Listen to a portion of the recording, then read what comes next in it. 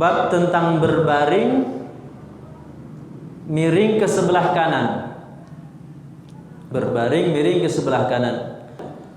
Haddatsana Abdullah bin Muhammad, haddatsana Hisham bin Yusuf, akhbarana Ma'mar an Az-Zuhri an Urwa an Aisyah radhiyallahu anha qalat. Hadis ini diriwayatkan oleh istri Rasulullah sallallahu alaihi wasallam yang bernama Aisyah radhiyallahu anha. Aisyah radhiyallahu anha qalat, an Aisyah radhiyallahu anha qalat, kana an-nabiy sallallahu alaihi wasallam yusalli minal laili 11 rak'ah. Fa idza tala'a al-fajr shalla rak'ataini khafifataini, thumma ittaja'a ala shiqqihi al-ayman hatta yaji'a al-mu'adhdhinu fayu'adhdhinu.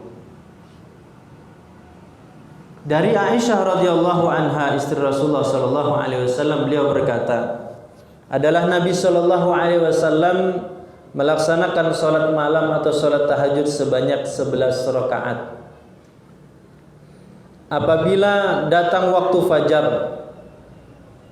maksudnya masuk waktu fajar, maka Rasulullah sallallahu alaihi wasallam melaksanakan salat 2 rakaat yang ringan. Tsumma taja'ala shiqhil aiman. Kemudian Rasulullah sallallahu alaihi wasallam selesai melaksanakan 2 rakaat yang ringan tadi, kemudian Rasulullah berbaring miring ke sebelah atau bagian kanan hatta yaji'al muadzin fayu'dzana, sampai datang kemudian muadzin untuk mengumandangkan iqamat salat, kemudian Rasulullah bangun. Pembahasan tentang berbaring, tidur berbaring miring ke sebelah kanan setelah melaksanakan sholat sunnah 2 rakaat fajar. Kalau kita baca di kitab-kitab fikih, syarah-syarah hadis, memang para ulama berbeda pendapat di dalam menghukumi tentang berbaring atau tidur berbaring sebelah kanan setelah 2 rakaat fajar. Tapi kalau kita ingin ringkaskan, simpelkan, maka pendapat tentang ini adalah cukup dengan 3 saja. Pertama, yang berpendapat wajib. Yang kedua, yang berpendapat sunnah. Kemudian yang ketiga, yang berpendapat makruh. Ternyata kalau kita cek dalil-dalil dan hadis-hadisnya, banyak beredar hadis-hadis dari ketiga pendapat ini adalah bersumber dari sahabat Abdullah bin Umar bin Al-Khattab radhiyallahu anhu. Sahabat Abdullah bin Umar bin Al-Khattab radhiyallahu anhu, kenapa banyak dinukil pendapat-pendapat beliau, perkataan beliau berkaitan dengan hal ini? Sebab sahabat Abdullah bin Umar bin Al-Khattab adalah sahabat yang dikenal paling banyak tahu tentang sunnah Rasulullah sallallahu alaihi wasallam. Jadi sahabat-sahabat Nabi itu seperti sebelum-sebelumnya pernah kita sampaikan, sahabat-sahabat Nabi itu ada yang punya kelebihan keistimewaan masing-masing. Ada sahabat yang dikenal tahu banyak tentang rahasia dari Rasulullah, sahabat Hudzaifah bin Al-Yaman. Ada sahabat yang paling tahu tentang yang halal dan yang haram, itu adalah sahabat Mu'adz bin Jabal radhiyallahu anhu. Ada sahabat yang pakar ahli di bidang faraid, adalah Zaid bin Thabit. Ada sahabat yang paling mengerti tentang Al-Quran, bacaan Al-Quran dan qiraat di dalam Al-Quran, ada sahabat Ubay bin Ka'ab dan ada sahabat Abdullah bin Mas'ud radhiyallahu anhu.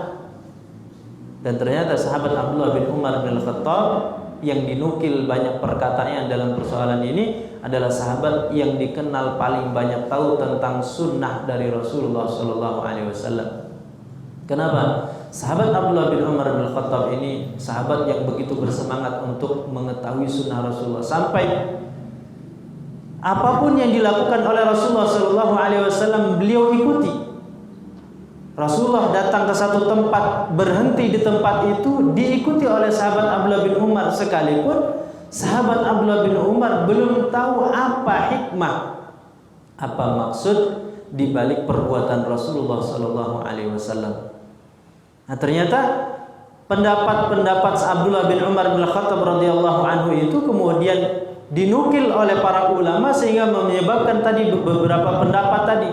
Kalau disimpulkan menjadi 3 tadi, ada yang mengatakan wajib, ada yang mengatakan sunnah, dan ada yang mengatakan makruh. Yang mengatakan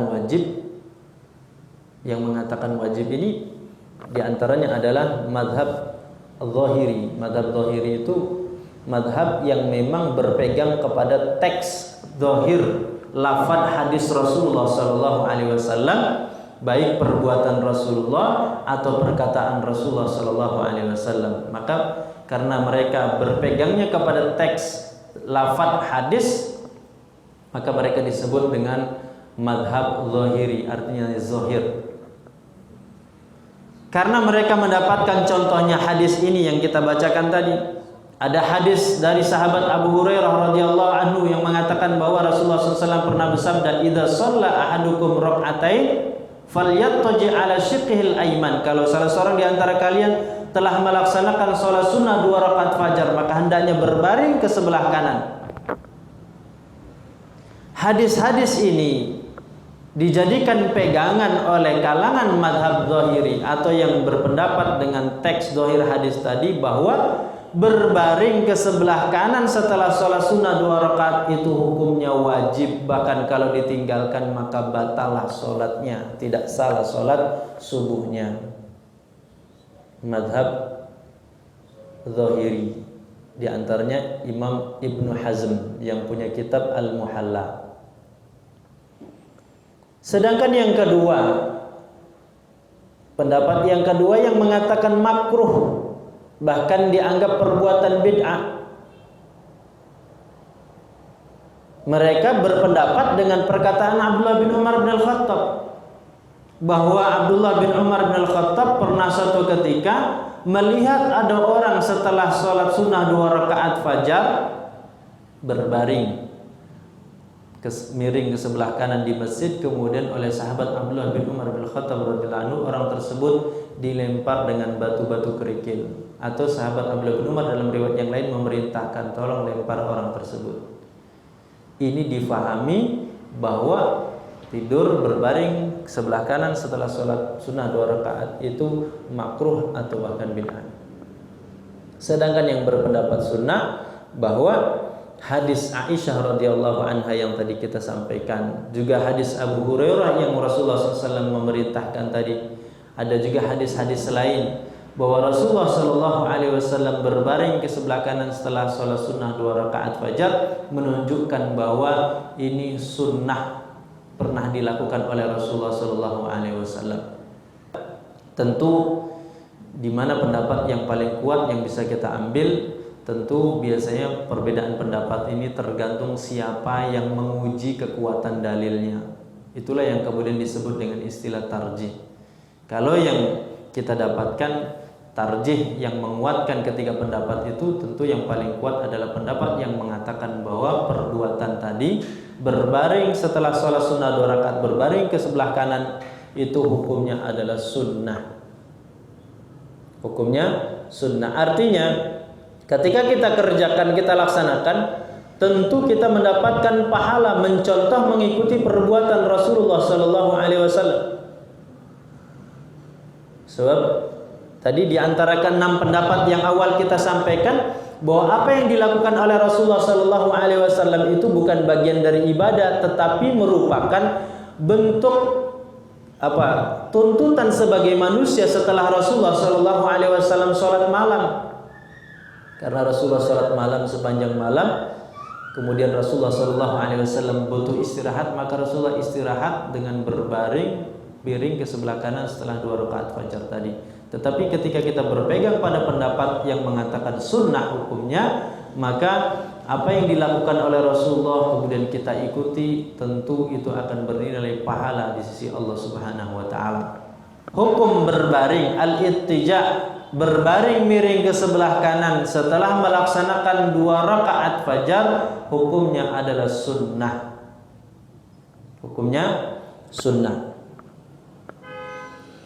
Kemudian berkaitan dengan pembahasan ini juga, di dalam hadis ini Aisyah radhiyallahu anha menceritakan bahwa Rasulullah Shallallahu Alaihi Wasallam itu sholat malam sebanyak 11 rakaat. Di dalam riwayat yang lain Aisyah menceritakan Rasulullah melaksanakannya itu mulai dari selesai melaksanakan sholat sunnah 2 rakaat ba'diyah isya sampai menjelang fajar.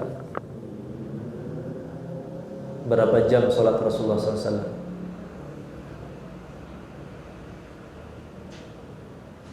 setelah sholat Isya Rasulullah Shallallahu Alaihi Wasallam melaksanakan sholat sunnah 2 rakaat, kemudian mulai sholat Rasulullah sampai kemudian menjelang waktu fajar 8 jam.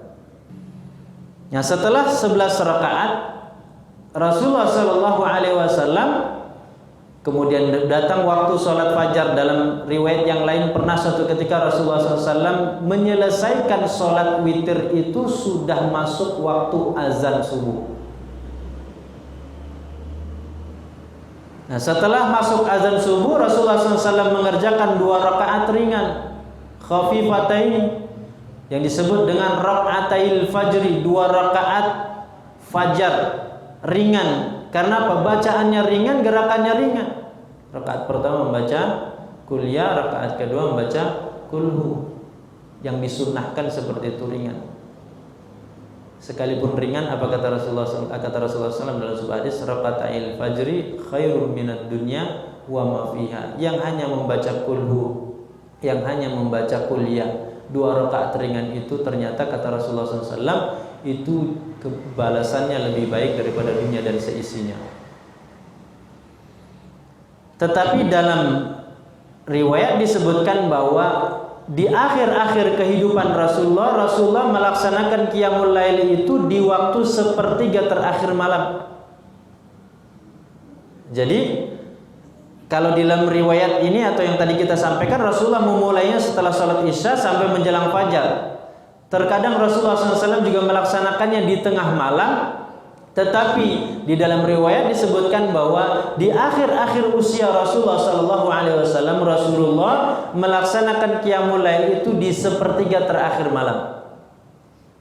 Karena sebagaimana Syekh Muhammad bin Shalih Al-Utsaimin berpendapat, waktu tahajud qiyamul lail yang terbaik itu adalah sepertiga terakhir malam. Setelah masuk waktu fajar, Rasulullah sholat sunnah 2 rakaat ringan, kemudian Rasulullah berbaring ke sebelah kanan, miring ke sebelah kanan. Sampai kemudian Rasulullah Shallallahu Alaihi Wasallam bangun ketika akan dikumandangkan iqamat salat.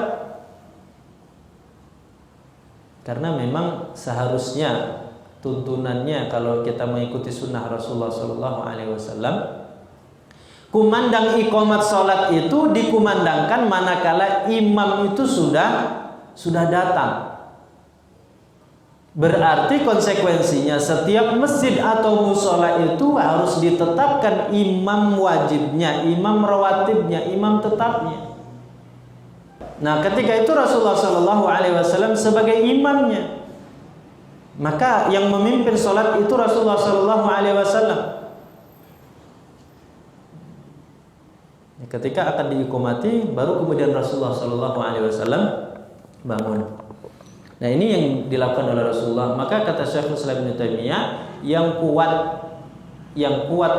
tentang tidur berbaring ke sebelah kanan ini adalah sumbernya adalah fi'liyah Rasulullah SAW, perbuatan Rasulullah Shallallahu Alaihi Wasallam, sebagaimana hadis Aisyah tadi. Sedangkan hadis Abu Hurairah yang menyebutkan bahwa Rasulullah SAW memerintahkan berbaring ke sebelah kanan setelah 2 rakaat fajar, itu menurut Syekhul Islam Ibnu Taimiyah dalilnya tidak kuat.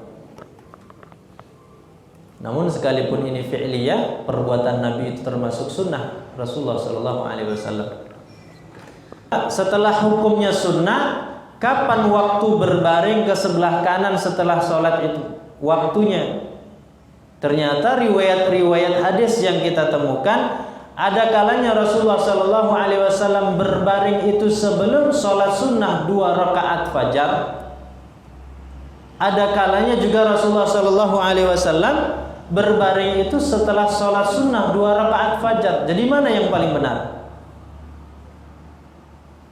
Karena kedua-duanya ada dalilnya, maka kalau kedua-dua dalil ini semuanya masing-masing bisa dipertanggungjawabkan, kedua-duanya kuat, maka tidak boleh satu hadis digugurkan karena hadis yang lain. Tetapi caranya adalah dicari titik temunya, atau kata para ulama disebut dengan tariqatul jam'i. Bagaimana titik temunya? Titik temunya bahwa ada riwayat menyebutkan Rasulullah SAW Setelah sholat tahajud itu tidur berbaring ke sebelah kanan, berarti sebelum sholat sunnah fajar tadi.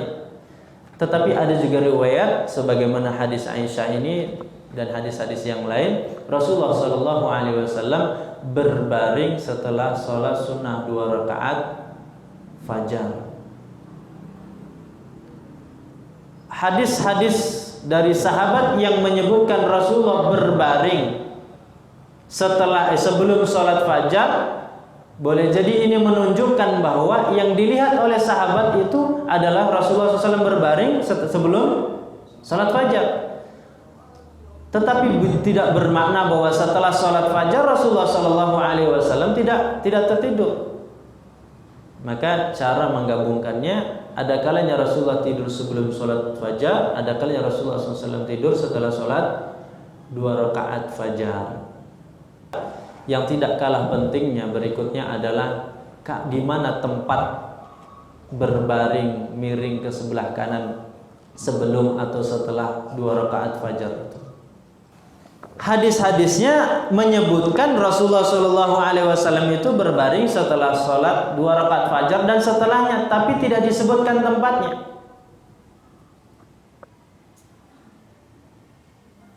Ternyata pendapat yang kuat menyebutkan bahwa berbaringnya Rasulullah SAW ke sebelah kanan, apakah sebelum 2 rakaat fajar atau setelah 2 rakaat fajar, itu dilakukan oleh Rasulullah SAW, disimpulkan oleh para ulama adalah di rumah beliau, dengan dalil hadis ataupun perbuatan Abdullah bin Umar bin Khattab tadi, yang menyebutkan bahwa sahabat Abdullah bin Umar bin Khattab radhiyallahu anhu pernah melempar dengan batu kerikil. Ya, melempar tentu tidak seperti orang dalam keadaan marah-marah ya. Tentu sewajarnya melempar orang yang tidur di masjid setelah melaksanakan 2 rakaat fajar, atau Abdullah bin Umar bin Khattab memerintahkan sahabat yang lain untuk melempar orang yang tidur di masjid setelah sholat sunnah 2 rakaat fajar. Maka disimpulkan oleh para ulama bahwa Rasulullah SAW itu tidur miring ke sebelah kanan setelah atau sebelum itu adalah di rumah Rasulullah SAW, dan dikuatkan dengan hadis Aisyah radhiyallahu anha yang lain. Kata Aisyah radhiyallahu anha, Rasulullah SAW selesai sholat tahajud, kalau Rasulullah melihat aku dalam keadaan tertidur, maka Rasulullah SAW juga tidur. Tapi kalau Rasulullah SAW selesai sholat tahajud mendapatiku, kata Aisyah, dalam keadaan saya sedang terjaga, sedang terbangun, maka Rasulullah SAW mengajak berbicara kepadaku. Nah, Rasulullah SAW mengerjakannya di dalam rumah beliau, tidak di masjid. Maka kata Syekh Muhammad bin Shalih Al-Utsaimin, beliau memberikan rincian tentang persoalan tidur berbaring ke sebelah kanan setelah sholat sunnah 2 rakaat. Kata beliau, kalau orang itu sudah bisa memprediksi dirinya tidur setelah 2 rakaat tadi akhirnya akan terlewatkan sholat jamaah subuhnya, maka kata beliau sebaiknya tidak tidur. Tetapi kalau orang memang bisa meyakinkan dan memastikan dirinya dengan tidur tadi dia tidak akan terlewatkan sholat subuh berjamaahnya, maka disunahkan, dianjurkan orang tersebut tidur berbaring ke sebelah kanan. Nah, ini menarik sekali, bagus sekali apa yang disampaikan oleh Syekh Muhammad bin Shalih Al-Utsaimin tadi. Sekalipun ini sunnah Rasulullah SAW, tetapi dalam aplikasinya, dalam prakteknya, bagaimana seseorang tetap harus mempertimbangkan mana yang lebih utama, mana yang harus dikedepankan. Kalau ternyata akan mengorbankan yang wajib, maka sebaiknya yang sunnah jangan dikerjakan dulu. Tetapi kalau memang bisa terlaksana yang wajib, maka yang sunnah silahkan dikerjakan, dan ini sebuah keutamaan. Kemudian berikutnya penjelasan dari hadis ini. Kenapa di dalam hadis ini disebutkan oleh Aisyah radhiyallahu anha Rasulullah berbaring ke sebelah kanan, bagian yang sebelah kanan? Imam Ibnul Qayyim Al-Jauziyah dalam kitab beliau Zadul Ma'ad memberikan penjelasan. Kata beliau, karena letaknya hati itu di sebelah kiri, maka syariat atau Allah Subhanahu wa taala atau Rasulullah sallallahu alaihi wasallam memberikan solusi kepada kita tidur miring ke sebelah kanan. Kenapa? Kalau ke sebelah kanan, maka hati ini akan tetap bergerak, berdetak. Ketika hati ini tetap bergerak dan berdetak, maka tidur kita ini kemudian tidak tidur yang begitu pulas, tidak tidur yang kemudian tidur kebablasan. Makanya kata Imam Ibnul Qayyim Al-Jauziyah, wallahu alam, kita belum mengujinya berdasarkan ilmu medis hari ini. Kata Imam Ibnul Qayyim Al-Jauziyah, kalau tidur kita itu ingin enak untuk mengenakkan badan dan fisik kita, maka kata Imam Ibnul Qayyim Al-Jauziyah, tidur miring ke kiri. Tapi kalau kita ingin tidur untuk memberikan rasa nyaman dan kebaikan hati kita, maka tidur kita miring ke sebelah kanan. Kenapa? Kalau orang tidur ke sebelah kiri, miring ke sebelah kanan, maka orang tersebut untuk bangun itu akan ringan dan mudah. Tetapi kalau orang tidur ke sebelah miring ke sebelah kiri, maka dia untuk bangun itu akan berat dan akan susah. Maka oleh karenanya Rasulullah SAW menganjurkan, mencontohkan tidur itu miring ke sebelah kanan agar hati ini kemudian menjadi ringan, tidak terbebani, hati ini mudah untuk dibangunkan. Tetapi ketika miring ke sebelah kiri, maka gerak hati ini akan akan terhambat menjadi berat, sehingga orang pun tidur akan menjadi nyaman, orang pun kemudian bangun akan menjadi sulit. Itu diantara hikmah yang disebutkan oleh Imam Ibnul Qayyim Al-Jauziyah di dalam kitab beliau Zadul Ma'ad. Kemudian terakhir Syekh Muhammad bin Shalih Al-Utsaimin memberikan penjelasan hikmah kenapa Rasulullah SAW di dalam hadis ini diceritakan berbaring miring ke sebelah kanan setelah sholat sunnah 2 rakaat atau sebelum sholat sunnah 2 rakaat. Hikmahnya karena Rasulullah SAW ingin memberikan semangat kembali kepada fisik. Setelah semalaman Rasulullah SAW sholat tahajud dan qiyamul lail. Bayangkan setelah sholat isya sampai menjelang sholat fajar, ketika ada jeda beristirahat, tidur walaupun hanya beberapa saat, kemudian mendapatkan kesempatan fisik ini beristirahat, ketika terbangun untuk melaksanakan sholat subuh berjamaah, maka fisik dan kondisi itu sudah terbantukan dengan istirahat walaupun hanya sebentar. Maka ini diantara hikmah yang disebutkan oleh Syekh Muhammad bin Shalih Al-Utsaimin, bahwa hikmah Rasulullah melaksanakan ini. Mungkin orang akan bertanya-tanya, kenapa harus berbaring 2 rakaat? Kenapa Rasulullah melakukan demikian? Hikmahnya adalah agar ada istirahat jeda waktu setelah melaksanakan sholat malam sepanjang malam. Ketika akan menyambut sholat fajar atau sholat subuh, kondisi fisik ini menjadi fit kembali.